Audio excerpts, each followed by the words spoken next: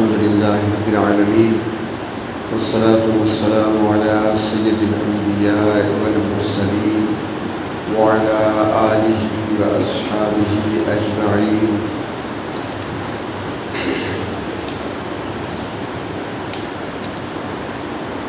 صحابہ کرام رضی اللہ تعالی عنہم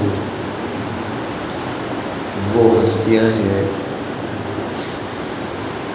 جن کا تذکرہ قرآن حکیم میں اس انداز سے موجود ہے کہ اگر میں کہوں کہ قرآن حکیم کے ہر صفحے پر صحابہ کرام کی فضیلت کی جھلک نظر آتی ہے تو میرے خیال میں بے جا نہیں ہوگا، اس لیے کہ قرآن حکیم کی جب ہم تلاوت شروع کرتے ہیں تو قرآن کریم کا سب سے پہلا صفحہ، پہلی سورت سورۃ الفاتحہ ہے، جسے ہم ہر نماز اور نماز کی ہر رکعت میں پڑھتے ہیں۔ یہ قرآن حکیم کا پہلا صفحہ ہے، اور اس پہلے صفحے میں جو سورۃ الفاتحہ ہے جو ابھی ہم نے نماز میں بھی پڑھی ہے، اس میں بھی صحابہ کرام کا تذکرہ اور ان کا مقام نظر آتا ہے۔ ہم سورۃ فاتحہ میں کہتے ہیں اہدنا الصراط المستقیم، اے ہمارے پروردگار ہمیں سیدھے راستے پر چلا، سیدھے راستے پر ہمیں قائم رکھ۔ اب سیدھا راستہ کون سا؟ صراط الذین انعمت علیہم، ان لوگوں کے راستے پر چلا جن لوگوں پر اللہ آپ نے انعام فرمایا۔ اب جن پر انعام فرمایا وہ کون ہے؟ صحابہ کرام ہی پہلے نمبر پہ آئیں گے، پھر بعد میں اولیاء، علماء، صلحاء، شہداء کا تذکرہ بعد میں آئے گا۔ تو پہلے نمبر پہ صحابہ ہی آئیں گے۔ اللہ کے نبی نے بھی یہی فرمایا تھا، خیر القرون قرنی ثم الذین یلونہم ثم الذین یلونہم، سب سے بہتر زمانہ میرا زمانہ ہے، پھر اس کے بعد والا، پھر اس کے بعد والا۔ اور قرآن حکیم کو جب ہم مکمل کرتے ہیں، تکمیل کی جب بات ہوتی ہے تو آخری صورت اس کو اگر دیکھا جائے تو قل اعوذ برب الناس ملک الناس الہ الناس، یہ ہم پڑھتے ہیں۔ قل یعنی میرے پیغمبر صلی اللہ علیہ وسلم آپ فرما دیں، آپ بتا دیں، آپ کہہ دیں اعوذ برب الناس، میں پناہ چاہتا ہوں لوگوں کے رب کی، لوگوں کے معبود کی، لوگوں کے مالک کی، ملک الناس الہ الناس۔ اب لوگ الناس فرمایا گیا۔ اب الناس سے کیا مراد ہے؟ قرآن حکیم ایسی کتاب ہے کہ بہت سارے قرآن کریم کی آیات کی تشریح قرآن کریم کے اندر سے ہی ملتی ہے، اور پھر جو اندر سے نہ ملے تو پھر اس کو حدیث شریف میں تلاش کیا جاتا ہے۔ تو اب اللہ کے نبی فرما رہے ہیں، اللہ تعالیٰ فرماتے ہیں میرے پیغمبر آپ کہہ دیں، اپنے نبی صلی اللہ علیہ وسلم کی زبان مبارک سے اللہ تعالیٰ کہلوا رہے ہیں اعوذ برب الناس، میں پناہ چاہتا ہوں لوگوں کے رب کی، لوگوں کے پروردگار کی۔ اب لوگ، الناس مانی لوگ، اور لوگوں سے کیا مراد ہے؟ اور قرآن کو دیکھتے ہیں، قرآن کریم میں سورۃ بقرہ میں نظر آتا ہے وَإِذَا قِيلَ لَهُمْ آمِنُوا كَمَا آمَنَ النَّاسِ، ان سے جب کہا جاتا ہے ایمان لاؤ ایسا جیسے لوگ ایمان لائے ہیں۔ کون سے لوگ تھے؟ صحابہ کرام تھے نا، اور تو کوئی نہیں تھا۔ تابعین تو پیدا نہیں ہوئے، تبع تابعین پیدا نہیں ہوئے، ہم تو تھے نہیں، مشرکین مکہ تو نہیں ہے نا، ان کا تو ایمان ہے ہی نہیں، فارس والوں کا، روم والوں کا، ان کو تو ایمان ہے ہی نہیں۔ فرمایا وَإِذَا قِيلَ لَهُمْ آمِنُوا كَمَا آمَنَ النَّاسِ، ان سے جب کہا جاتا ہے ایمان لاؤ، کیسا ایمان؟ جیسا کہ یہ لوگ ایمان لائے ہیں۔ تو الناس لوگ کن کو کہا گیا؟ صحابہ کو کہا گیا۔ تو قرآن شروع ہوتا ہے صراط الذین انعمت علیہم، پہلے صفحے پر انعام یافتہ طبقہ صحابہ کا ذکر ہے۔ قرآن مکمل ہوتا ہے قل اعوذ برب الناس پر، تو ناس وہاں پر بھی صحابہ کا تذکرہ ہے۔ تو یہ کہنا بے جا نہ ہوگا کہ قرآن حکیم کے ہر صفحے پر آپ کو قرآن کریم کی فضیلت نظر آئے گی۔ یہ وہ لوگ ہیں جن کا انتخاب اللہ تبارک و تعالیٰ نے فرمایا۔ اور اللہ تبارک و تعالیٰ فرماتے ہیں، جیسے میں نے ابھی خطبہ جمعہ میں عرض کیا کہ ذالک مثلہم فی التوراۃ و مثلہم فی الانجیل، یہ وہ مقدس لوگ ہیں، یہ وہ پاکیزہ جماعت ہے، یہ وہ تربیت یافتہ جماعت ہے جن کے تذکرے تورات میں بھی ہیں اور انجیل میں بھی ہیں۔ یہ آسمانی دو بڑی کتابیں ہیں، کیونکہ نبی اکرم صلی اللہ علیہ وسلم ان کی تربیت کرنے والے ہیں، مربی ہیں، اور یہ شاگرد ہیں، تربیت پانے والے، تربیت حاصل کرنے والے ہیں نبی اکرم صلی اللہ علیہ وسلم سے۔ اور جیسے میں نے پہلے عرض کیا نا کہ نبی کی نبوت کی دلیل صحابہ کرام ہیں، اور آپ صلی اللہ علیہ وسلم اگر معلم کی حیثیت سے ہیں تو آپ کے معلم ہونے کی دلیل صحابہ کرام ہیں۔ کسی کے آپ یہاں پر دیکھ لیں، کسی سے پوچھ لیں، کسی استاد کے بارے میں، معلم کے بارے میں اگر جاننا ہو نا کہ یہ معلم کیسا ہے، ٹیچر کیسا ہے، تو ہم کیا کرتے ہیں؟ اس کے شاگردوں کو دیکھتے ہیں، جو اس سے پڑھنے والے ہیں ان کا رزلٹ کیسے آتا ہے، شاگرد کیسے ہیں۔ شاگردوں کو دیکھنے سے اور ان کی لیاقت سے ان کے استاد کی لیاقت کا پتہ چلتا ہے، شاگردوں کی ذہانت سے ان کے استاد کی ذہانت کا پتہ چلتا ہے۔ شاگرد لائق ہوں گے تو پھر کہا جائے گا کہ کسی لائق استاد کے شاگرد ہیں، اور جس کے شاگرد سارے کے سارے فیل ہو جائیں اور میں آپ سے کہوں کہ بڑا اچھا استاد ہے، آپ مان لیں گے؟ کبھی نہیں مانیں گے، یار لڑکا تو اس کا ایک بھی پاس نہیں ہوا، کیسے اچھا ہے؟ کیونکہ وہ اس کی جو دلیل ہوتے ہیں نا وہ اس کے شاگرد ہوتے ہیں۔ تو اگر خدا نہ خواستہ صحابہ کرام پر تنقید کر دی جائے کہ یہ ٹھیک لوگ نہیں تھے، تو تربیت کس نے کی ہے؟ اب یہ اگلی کس پر اٹھ رہی ہے؟ اعتراض ہم کس پر کر رہے ہیں؟ اللہ کے نبی پہ کر رہے ہیں، پھر ایمان کہاں بچے گا؟ تو اس لیے اللہ تبارک و تعالیٰ نے اپنے نبی کی نبوت کی دلیل کے طور پر صحابہ کو پیش فرمایا، اور پھر ساتھ یہ بھی فرمایا کہ ان کے تذکرے قرآن کریم میں تو ہیں، وہ تو تم پڑھ رہے ہو۔ فرمایا کہ یہ وہ مقدس جماعت ہے، وہ مقدس لوگ ہیں جن کے تذکرے تورات اور انجیل کے اندر بھی موجود ہیں۔ تورات و انجیل کے اندر روایت آج بھی موجود ہے، گو کہ وہ ترمیم کرنے کے بڑے عادی ہیں، تحریف کرنے کے، ہر 100 سال کے بعد کوئی نہ کوئی تبدیلی آ جاتی ہے تورات انجیل کے اندر، بائبل کے اندر، پھر کچھ عرصہ گزرتا ہے، پھر کچھ تبدیلی آ جاتی ہے، کچھ چیزیں نکال لیتی ہیں، کچھ چیزیں ڈال دیتی ہیں۔ یہود و نصارہ بڑے ماہر ہیں اس کام کے اندر، اور وہ اسی بات پر تو پریشان ہے نا کہ ہمارے پاس تو اللہ کی کتابیں تھیں، ہم نے تو 100 سال تک نہیں چلنے دیا، اپنی مرضی کی چیزیں ڈالتے رہے، نکالتے رہے۔ مسلمان بڑے عجیب ہیں، قرآن اللہ کی کتاب ہے لیکن آج تک ان کے پاس ویسی کی ویسی موجود ہے۔ وہ کوشش وہ بڑی کرتے ہیں کہ اس کے اندر بھی ایسا ہو جائے، لیکن جس کی حفاظت کا ذمہ اللہ لے لے، اس میں کون تبدیلی کر سکتا ہے، اور کون اس کے حروف کو تبدیل کر سکتا ہے، یا کون اس کی حرکات کو بدل سکتا ہے؟ کوئی کر ہی نہیں سکتا۔ تو بہرحال تبدیلیوں اور تحریفوں کے باوجود آج بھی اس کتاب کے اندر وہ چیزیں موجود ہیں جو نبی اکرم صلی اللہ علیہ وسلم کی نبوت کی صداقت پر گواہ ہے، اور نبی اکرم صلی اللہ علیہ وسلم کی مقدس اور پاکیزہ جماعت کے مقام، مرتبے اور فضیلت پر بھی گواہ ہے۔ اسی بائبل کے اندر یہ روایت موجود ہے کہ وہ اللہ کے نبی تشریف لائیں گے اور 10,000 قدسیوں کا لفظ آتا ہے، پاکیزہ لوگ، پاکیزہ لوگوں کی 10,000 پاکیزہ لوگوں کی جماعت اور لشکر اس کے ساتھ ہوگا، اور فاران کی چوٹیوں سے گھوم کے آئے گا۔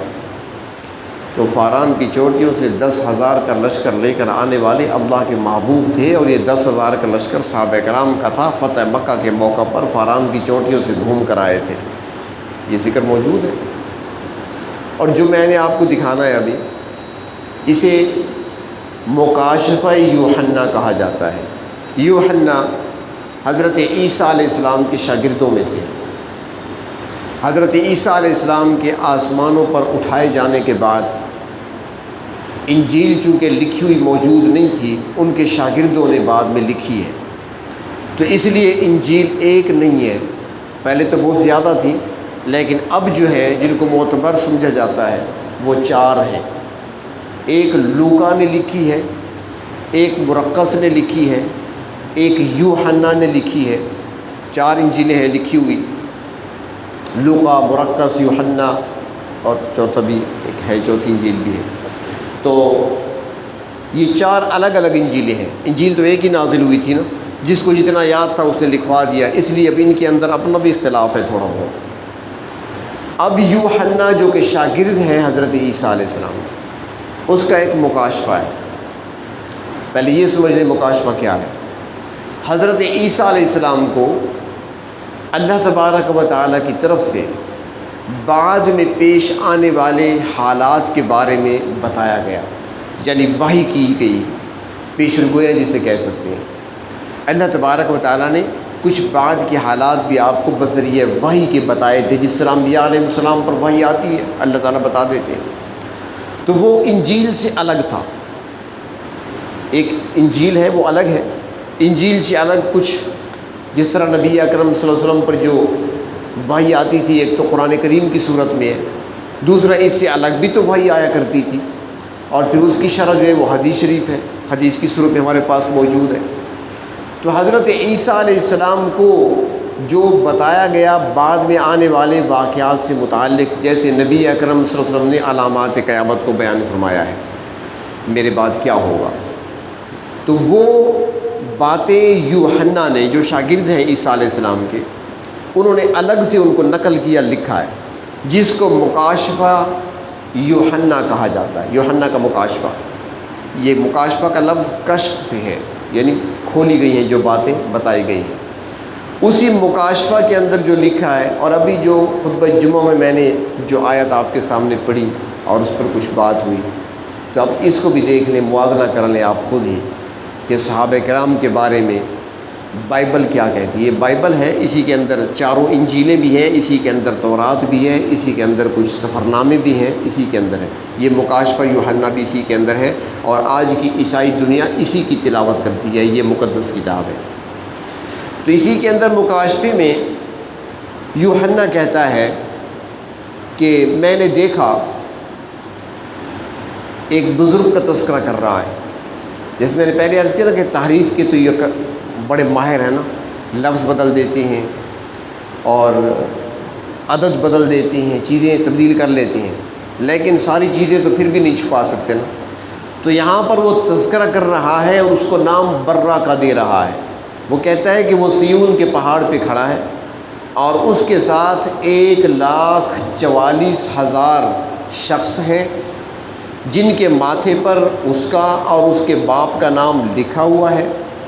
اور مجھے آسمان سے ایک ایسی آواز سنائی دی جو زور کے پانی اور بڑی گرج کی سی آواز تھی، اور جو آواز میں نے سنی وہ ایسی تھی جیسے بربط نواز بربط بجاتے ہوں۔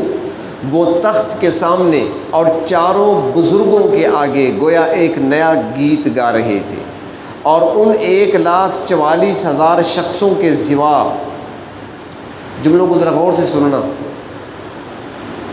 اور ان 1,44,000 شخصوں کے سوا جو دنیا میں سے خرید لیے گئے تھے، کوئی اس گیت کو نہ سیکھ سکا جو گیت انہوں نے سیکھا، اور کوئی نہ سیکھ سکا۔ یہاں تک پہلے سمجھ لیں، پھر آگے چلتے ہیں۔ آپ پچھلا یہ سب بھول جاتے ہیں، حافظہ بھی تو ماشاءاللہ آج کل کمزور ہے۔ وہ ایک مکاشفہ بیان کر رہے ہیں آئندہ کیا ہونے والا ہے۔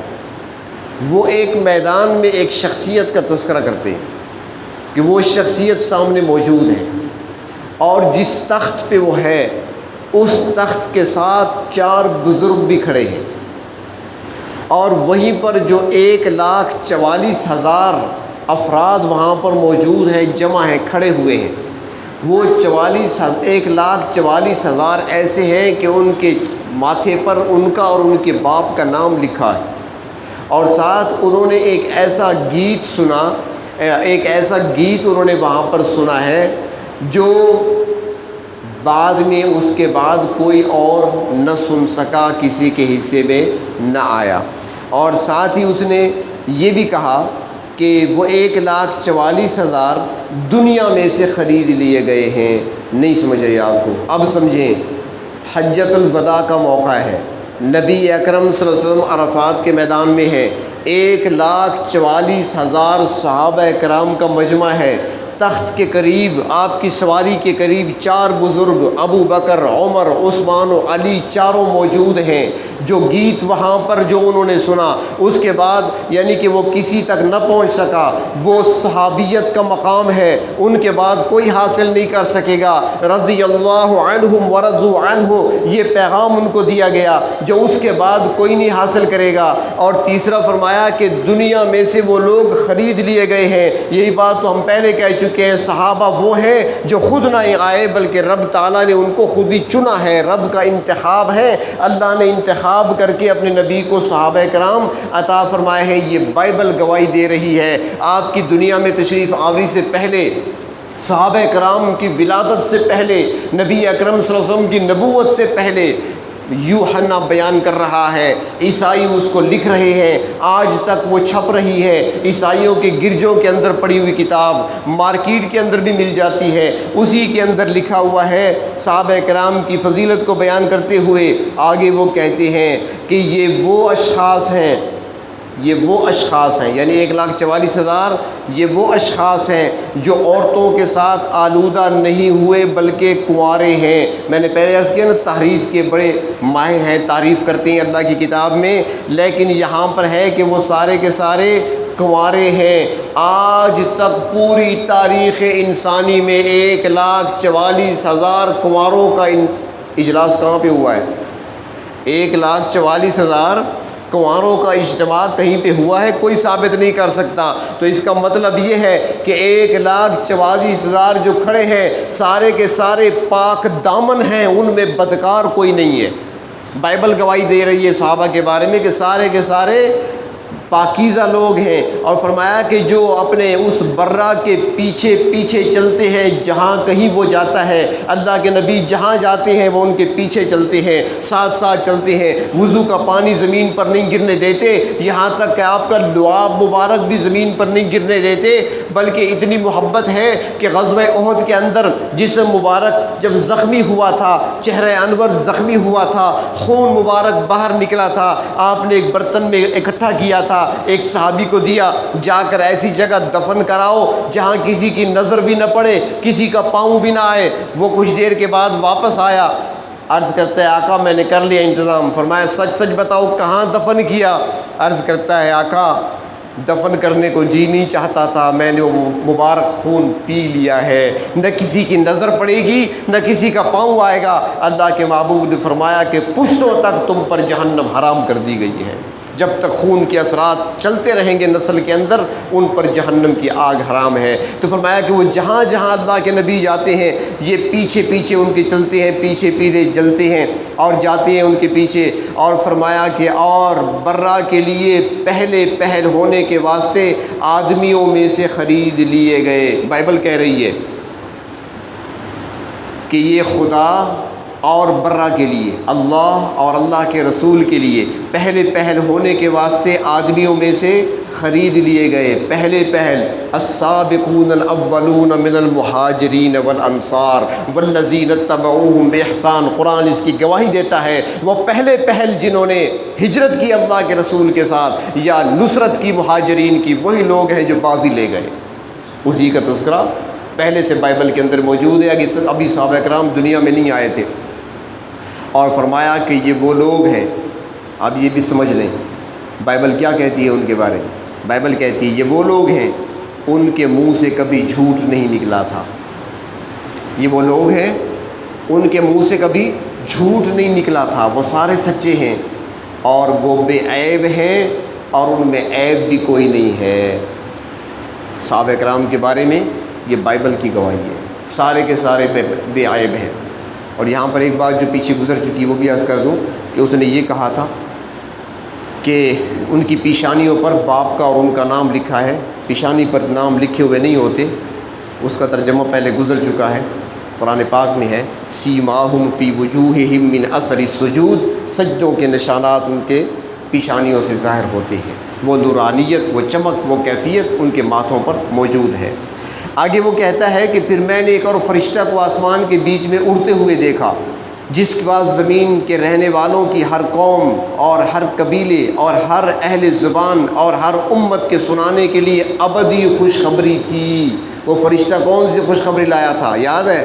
الیوم اکملت لکم دینکم واتممت علیکم نعمتی ورضیت لکم الاسلام دینا۔ ہر قبیلے کے لیے، ہر قوم کے لیے، ہر امت کے لیے خوشخبری آ گئی کہ آج وہ دین جو آدم علیہ السلام سے شروع ہوا تھا، آج وہ دین مکمل ہو گیا۔ اللہ نے تمہارے لیے دین اسلام کو پسند کر لیا۔ اب اللہ کے ہاں جو دین قابل قبول ہوگا وہ اسلام ہی ہے، اور اس کے علاوہ کوئی دین اللہ تبارک و تعالیٰ کے ہاں قابل قبول نہیں ہوگا۔ یہ وہ جماعت ہے، یہ وہ مقدس جماعت ہے جس کے تذکرے قرآن کے اندر بھی ہیں، جس کے تذکرے نبی کے فرمان میں بھی ہیں، جن کے تذکرے اللہ تبارک و تعالیٰ تورات اور انجیل میں بھی بیان کر دیے۔ اب بہت کچھ اس میں سے نکال دیا گیا، پھر بھی اس کے اندر وہ موجود ہے جس سے صحابہ کرام کی فضیلت کو ثابت کیا جا سکتا ہے۔ اور قرآن کریم میں جو آیت میں نے آپ کے سامنے پڑھی تھی، چونکہ وقت ختم ہو گیا، درمیان میں چھوٹ گئی، کہ اللہ تعالیٰ فرماتے ہیں کہ ان کے تذکرے تورات اور انجیل کے اندر ہیں، پھر اللہ تعالیٰ صحابہ کرام کی مثال دیتے ہیں، پھر اس کو تشبیہ دی ہے، ایک مثال دی ہے، کزرع اخرج شطعہ، فرمایا ان کی مثال، یعنی ذکر صحابہ کا چل رہا ہے تو صحابہ کی مثال کیسے ہے؟ ایک کھیتی کی سی مثال ہے، کزرع اخرج شطعہ، جس نے ایک کوپل نکالی، بیج ڈالا نا زمین میں آپ نے گندم کا، جو کا، جس چیز کا، تو ایک باریک سی کوپل نکلتی ہے پہلے زمین سے، نرم سے، فآزرہ، پھر اس کی کمر سیدھی ہوتی ہے، یعنی کوپل تھوڑی سی کھڑی ہو جاتی ہے، اور اس کے بعد کزرع اخرج شطعہ فآزرہ، آگے کیا ہے؟ فاستغلظ،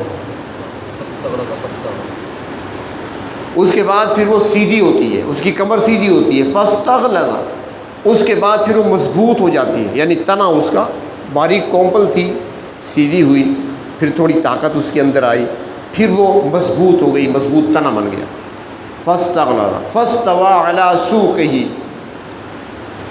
فرمایا جب وہ اس حال کو پہنچتی ہے نا، يعجب الزراع، يعجب الزراع، جو کاشتکار ہے نا، جس نے کاشت کیا تھا، خوش ہو جاتا ہے، اس کا دل باغ ہوتا ہے، اپنی کھیتی کو تیار دیکھتا ہے، اپنے فصل کو جب تیار دیکھتا ہے اس کا دل خوش ہو جاتا ہے۔ اب یہ مثال کس کی بیان کی؟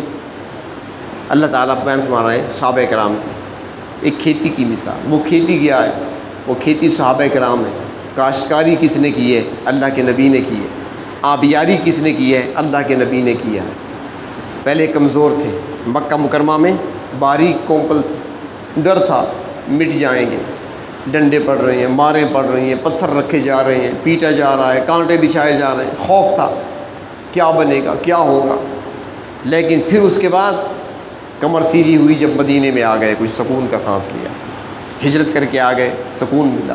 اس کے بعد بدر، احد اور احزاب کا واقعات پیش آئے، کمر مضبوط ہو گئی۔ اس کے بعد پھر سختی آئی، تنا مضبوط ہوا، فتح مکہ کے بعد پھر پھیلنے لگے، جزیرۃ العرب کو فتح کر لیا، سارا جزیرۃ العرب اسلام میں داخل ہو گیا، کھیتی تیار ہو گئی، فصل پک گئی۔ جب کھیتی تیار ہوئی، اللہ نے فرمایا میرے محبوب آپ کا کام مکمل ہو چکا ہے، آپ میرے پاس آ جائیں، آپ اب میرے پاس آ جائیں، آپ کا کام مکمل ہو گیا۔ اللہ کے نبی صلی اللہ علیہ وسلم کی تیاری ہے، جب تیاری ہے، آخری دن ہے، صبح کی نماز کا وقت ہے، صحابہ کرام مسجد میں ہیں، ابو بکر صدیق مصلی پہ ہیں، نماز پڑھا رہے ہیں صبح کی، عمر، عثمان، علی، صحابہ سارے پیچھے صفوں میں کھڑے ہوئے ہیں، جماعت ہو رہی ہے، تلاوت ہو رہی ہے۔ نبی اکرم صلی اللہ علیہ وسلم حجرہ مبارک کا پردہ اٹھاتے ہیں، دیکھتے ہیں، اپنی فصل کو دیکھ رہے ہیں، اپنی کھیتی کو دیکھ رہے ہیں، 23 سالہ محنت کو دیکھ رہے ہیں، 23 سال تک جن کی آبیاری کی تھی ان کو دیکھ رہے ہیں۔ یعجب الزراع، کاشتکار خوش ہو جاتا ہے، دل باغ ہو جاتا ہے، خوش ہوئے، دل انتہائی خوش ہوا، مسرور ہوئے، صحابہ کرام تک بھی خوشبو پہنچ گئی، پردہ ہٹا نا، خوشبو کا جھونکا پہنچ گیا، سمجھ گئے تھے تو نماز میں کہ اللہ کے نبی صلی اللہ علیہ وسلم کی طرف سے کھڑکی کھل گئی ہے۔ قریب تھا کہ صحابہ کرام نمازوں کو توڑ دیں، عاشق تھے نا، محبت تھی، قریب تھا کہ نمازوں کو توڑ دیں، آپ صلی اللہ علیہ وسلم نے پردہ گرا دیا، بس آخری نظارہ آپ نے کر لیا۔ اللہ، فائدہ تو ہوا، فائدہ تو ہوا، آپ کے نبی نے جن پر محنت کی تھی ان کو دیکھا، ان کا دل خوش ہو گیا۔ مثال کیوں بیان کی جا رہی ہے؟ فرمایا اگلی بات بھی سنو، لِيَغِيظَ بِهِمُ الْكُفَّارَ، اس لیے مثال بیان کر رہے ہیں تمہارے سامنے تاکہ کافر غصے میں آ جائیں، تاکہ کافروں کو غصہ لگے، وہ برداشت نہیں کر سکتے صحابہ کرام کی فضیلت، عظمت، چاہے وہ روم کے رہنے والے ہوں، چاہے وہ فارس کے رہنے والے ہوں، چاہے وہ مکہ مکرمہ کے قریب رہنے والے ہوں، برداشت نہیں کر سکتے، وہ تو دشمنی رکھتے تھے ان سے، مخالفت رکھتے تھے دلوں میں، وہ کہاں پر برداشت کر سکتے ہیں؟ تو فرمایا کاشتکار تو خوش ہو جاتا ہے، اور جو منکرین ہوتے ہیں ان کو مزید غصہ آتا ہے، اور اللہ فرماتے ہیں کہ کوئی غصہ کرتا رہے یا کوئی ناراض ہوتا رہے، فرمایا کہ ان میں سے جو ایمان والے ہیں، جو عمل صالح کر چکے ہیں، تو فرمایا لہم مغفرہ، ان کے لیے میری طرف سے بخشش بھی ہے، وہ اجرا عظیمہ، اور بہت بڑا اجر میں نے ان کے لیے تیار کر رکھا ہے۔ اللہ تبارک و تعالیٰ ان نفوس قدسیہ کے نقش قدم پہ چلنے کی توفیق عطا فرمائے، اور ان کی محبت سے ہمارے دلوں کو منور فرمائے۔ ایک بات اور بھی آخر میں عرض کروں کہ صحابہ کرام میں اختلاف بھی ہوا، آپس میں اختلاف ہوا، اور جنگ تک بھی نوبت پہنچی ہے۔ حضرت علی مرتضیٰ رضی اللہ تعالیٰ عنہ اور حضرت امیر معاویہ رضی اللہ تعالیٰ عنہ، ان کے درمیان جنگیں بھی ہوئی ہیں، دو بڑی بڑی جنگیں، جنگ صفین ان کے درمیان ہوئی ہے، جنگ جمل وہ ان کے درمیان ہوئی ہے، بڑی جنگیں ہیں، اختلاف ہوا تھا۔ حضرت علی رضی اللہ تعالیٰ عنہ خلیفہ برحق ہے، خلیفہ راشد ہے، تمام اہل سنت والجماعت کا یہی نظریہ ہے، حضرت علی خلیفہ راشد ہے۔ حضرت امیر معاویہ سے اجتہادی غلطی ہوئی، وہ بھی صحابی ہے، ہمارے پاس وہ اختیار نہیں ہے کہ ہم کسی صحابی پر انگلی اٹھا سکیں، حضرت امیر معاویہ صحابی ہے۔ دوسرا یہ ہے کہ اللہ کے نبی صلی اللہ علیہ وسلم کے ساتھ ان کی رشتہ داریاں بھی، میں نے پہلے بھی عرض کیا تھا، آپس میں رشتے ہیں، ایک نہیں کئی رشتے ہیں۔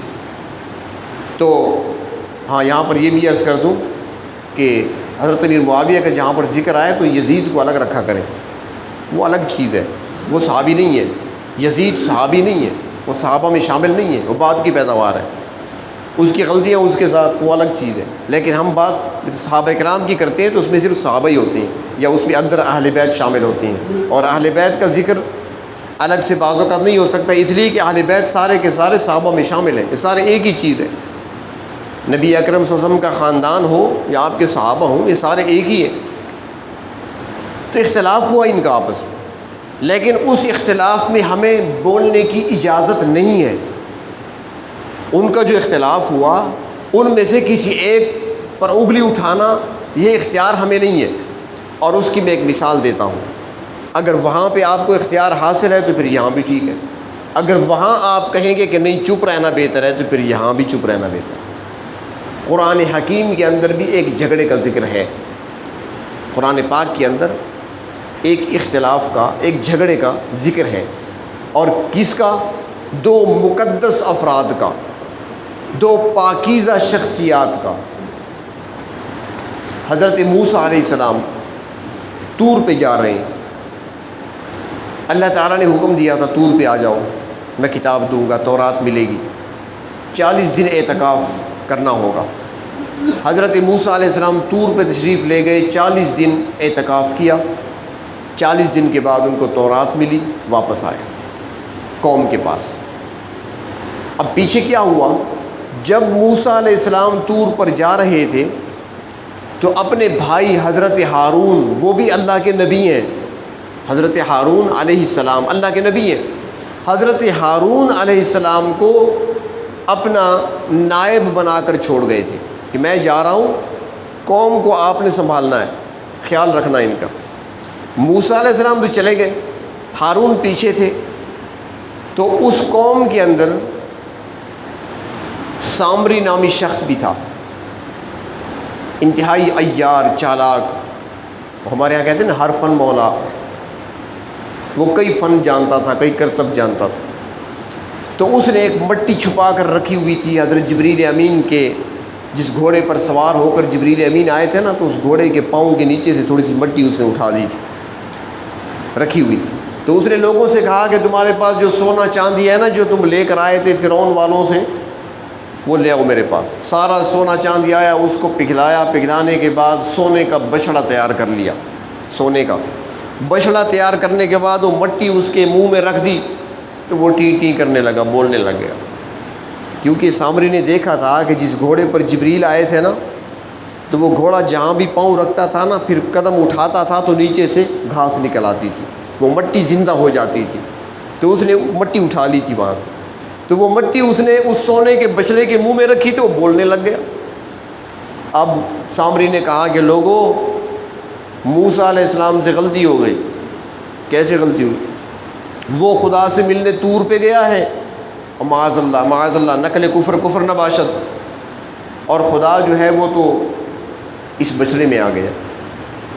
بات کرو اس سے، تم سے بولے گا، بات کرے گا۔ تو لوگ جو تھے وہ پوجا کرنے میں لگ گئے۔ قوم کے بہت سارے افراد بنی اسرائیل کے بچڑے کی پوجا کرنے لگے۔ حضرت ہارون علیہ السلام منع کرتے رہے، لیکن ان کی سنتا کوئی نہیں تھا۔ ان کے اندر وہ طاقت نہیں تھی جو حضرت موسیٰ علیہ السلام کے پاس تھی، وہ جلالی تھے، یہ نرم مزاج کے تھے۔ تو حضرت موسیٰ علیہ السلام جب واپس آئے نا 40 دن بعد تورات لے کر، ادھر دیکھا تو قوم بچڑے کو پوج رہی ہے، تو سیدھا حضرت ہارون کے پاس آئے، ان کی داڑھی کو پکڑ لیا۔ اب یہ داڑھی سے پکڑنا، اسی کو لڑائی کہتے ہیں نا۔ آپ میری داڑھی پکڑ لیں، مجھے کھینچنے لگیں، تو کیا ہے؟ لڑائی ہے، اسی کو لڑائی کہتے ہیں، جھگڑا کہتے ہیں۔ حضرت موسیٰ علیہ السلام نے اپنے بھائی کی داڑھی کو پکڑا اور سر کے بالوں سے بھی پکڑا، مضبوطی سے۔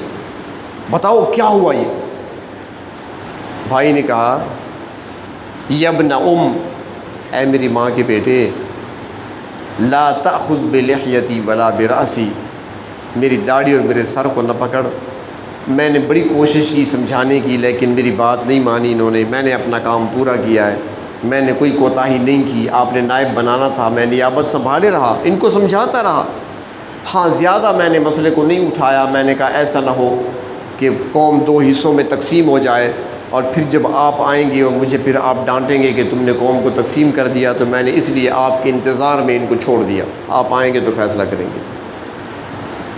تو اب 2 نبی ہیں، حضرت موسیٰ بھی اللہ کے نبی، حضرت ہارون بھی اللہ کے نبی۔ انہوں نے داڑھی پکڑ رکھی ہے، داڑھی سے کھینچ رہے ہیں۔ اب کیا آپ ایک پر انگلی اٹھا سکتے ہیں کہ اس کی غلطی تھی یا اس کی غلطی تھی؟ آپ کہہ سکتے ہیں؟ کہہ دینا، آپ میں سے کوئی کہہ دینا حضرت موسیٰ علیہ السلام کی غلطی ہے، کوئی نہیں کہے گا۔ حضرت ہارون کی غلطی ہے، کوئی نہیں کہے گا۔ بھائی دونوں نبی ہیں، ہم کیوں بولیں؟ جب وہ دونوں نبی ہیں، غلطی ہم نہیں مانتے، نہیں کہتے غلطی دونوں کی، کیونکہ دونوں نبی ہیں، دونوں برگزیدہ ہیں، ہمیں حق نہیں ہے کہ ان پر انگلی اٹھائیں۔ تو صحابہ بھی اللہ کے محبوب کے تربیت یافتہ ہیں، یہ وہ مقدس ہستیاں ہیں، ہمیں اختیار نہیں ہے کہ ان پر انگلی اٹھائیں کہ اس کی غلطی ہے یا اس کی غلطی ہے۔ سمجھ گئے؟ مثال سمجھ آ گئی نا؟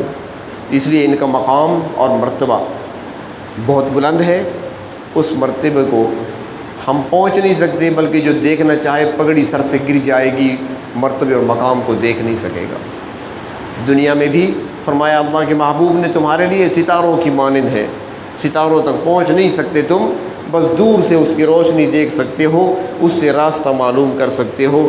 دنیا کے اندر بھی دور ہیں ہم سے ستاروں کی مانند، اور جو جنت میں مقامات ملیں گے وہاں بھی دیکھنے والے دیکھتے رہیں گے، ستاروں کی طرح ہی ان کے محل نظر آئیں گے، باقی کچھ نظر نہیں آئے گا۔ مقام اور مرتبہ ان کا بہت بلند ہے۔ تو اللہ تبارک و تعالی ان نفوس قدسیہ کی سچی محبت اور ان کی کامل اتباع